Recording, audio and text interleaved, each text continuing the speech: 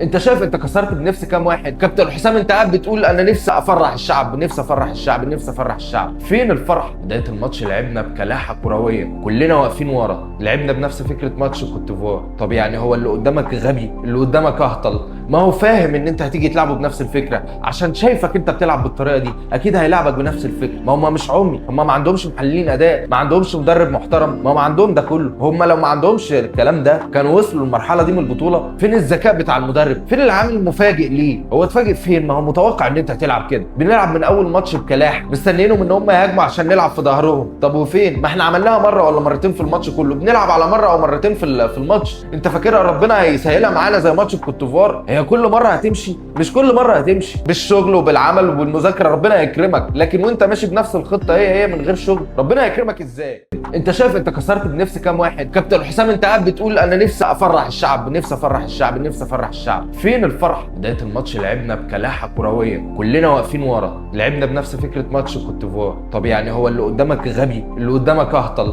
ما هو فاهم ان انت هتيجي تلعبه بنفس الفكره، عشان شايفك انت بتلعب بالطريقه دي اكيد هيلعبك بنفس الفكره. ما هم مش عمي، هم ما عندهمش محللين اداء، ما عندهمش مدرب محترم، ما هم عندهم ده كله. هم لو ما عندهمش الكلام ده كانوا وصلوا للمرحله دي من البطوله. فين الذكاء بتاع المدرب؟ فين العامل المفاجئ ليه؟ هو اتفاجئ فين؟ ما هو متوقع ان انت هتلعب كده. بنلعب من اول ماتش بكلاح، مستنيينهم ان هم يهاجموا عشان نلعب في ظهرهم. طب وفين؟ ما احنا عملناها مره ولا مرتين في الماتش كله، بنلعب على مره او مرتين في الماتش. انت فاكرها ربنا هيسهلها معانا زي ماتش الكوت ديفوار؟ هي كل مره هتمشي؟ مش كل مره هتمشي. بالشغل وبالعمل وبالمذاكره ربنا يكرمك، لكن وانت ماشي بنفس الخطه هي من غير شغل ربنا يكرمك ازاي؟